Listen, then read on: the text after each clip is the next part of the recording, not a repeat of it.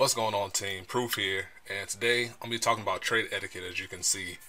And it's kind of bad and annoying that I have to make a video about this, but I figured that after some drama that went on Van Gardens this week that kind of really annoyed me, I thought it was a good time just to make a video about it and talk about some bare minimum requirements that everybody involved needs to keep in mind when it comes to the art of the deal or the art of the trade or the sale in this case. And what I'm gonna do, I'm gonna talk about it from like a buyer side if you're buying cards, from a seller who's gonna be sending the cards out, and then just from a trade perspective. And then yeah, call it a video. So let's go ahead and hop into it. So first I'm gonna talk about it from the buyer side. And first thing is, have PayPal. It's 2019, like it's about time people have PayPal set up. It's not hard to do. I understand if you're a younger person, it's going to be a little bit more difficult to do. In that case, you might have to go through your parents or something. But I would recommend, if you are going to be buying cards online in this day and age, definitely have yourself a PayPal account. It just makes things a whole lot more easier. You're not trying to deal with money orders or sending paper cash through the mail, which it might get stolen from less ethical people handling your mail. It's much more cleaner transaction it makes the transaction much more cleaner, so you don't have to worry about it as much. And if you're actively looking for cards to buy online, be ready to spend, because as you can see further down, asking for holds is not something that is in favor of the seller, because they're trying to flip their cards for money. So if they're holding your cards, quote unquote, if they're holding your cards, then that means that's less inventory for them to be able to sell for themselves, and they're trying to make their money as well. So be ready to spend your money if you're actively looking and somebody has what you're looking for. And then the next point is, negotiating is fine, but trying to price gouge somebody just because you're buying it from them directly is not. Like, if you're trying to get far below what TCG Player has, which is the main source that people use for their value, just buy it from TCG Player. Then don't try and get something that's half off what TCG Player has, because then it looks bad on you, and then it also hurts the person who's selling the cards. Like, it's okay to negotiate maybe like $5 off or 5% lower than what TCG Player has, but stop trying to get like 50-60% deals off of that. That's just not fair for the seller involved. And then, assuming you follow point 1 to get a PayPal account, always send with goods and service, especially if it's a high value item. Sending goods and service gives you access to PayPal buyer protection, which means if something goes awry, that means you'll be able to do a dispute through PayPal to be able to try to claim if something goes wrong.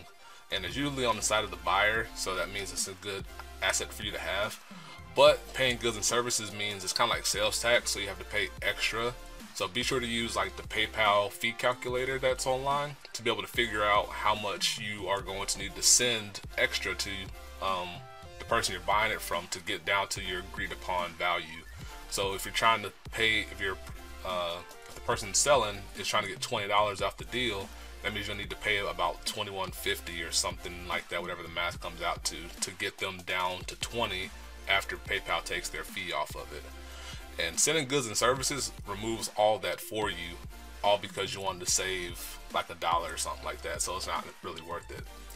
Now, that doesn't mean you should abuse the system, because if you're a less ethical person and the person sent it confirms that they sent it and it's received by you, don't then put a dispute out there to get your money back because you wanted a free card. That will reflect bad on you, and then word will spread really fast, so you won't be able to get any more deals coming your way. And then, as I said before, don't ask for holds just because it's a whole messy situation and it keeps the person selling from getting their money. Now, I've talked about the buyer side. I'm gonna talk some more on the seller side, what they need to keep in mind. So be upfront about what the costs are, what your shipping details are. Like, if you're gonna send it on Thursday, make sure you send it on Thursday. If you offer a price, make sure to let your buyer know that it's going to be all encompassing what your costs are plus your shipping fee is, because that way you don't catch them off guard with any hidden costs or stuff like that. Be sure to send with tracking. Like, tracking isn't hard to get from USPS or the postal service. It's usually like an extra $1 or something if you just use it with a flat envelope or something like that. I think it's been a while. But always send with tracking, and then they'll give you the number. You can send it to your buyer, and then you can keep track in concert with each other. That way you know that the item was received.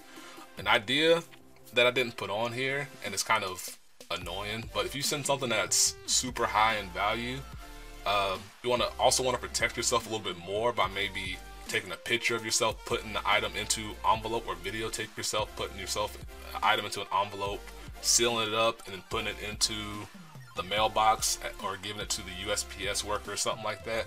Just because everybody is very untrustworthy of other people. Well, I don't say everybody, but just to keep yourself safe and safer when you send high value items, it might be something you want to keep in mind.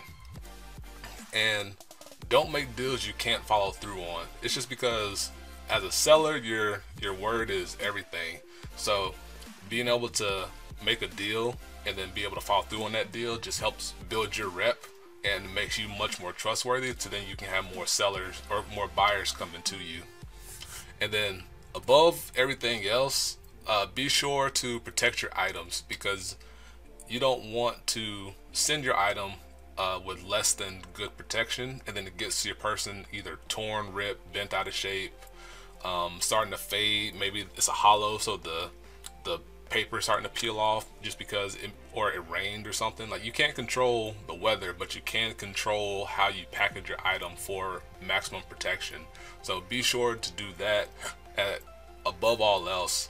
Like, if the deal is rough and like you and your buyer went back and forth and it was kind of heated, like, having a well packaged item could maybe turn a less worthwhile trade into something that was a decent, like a better experience at the end, so it could still benefit you.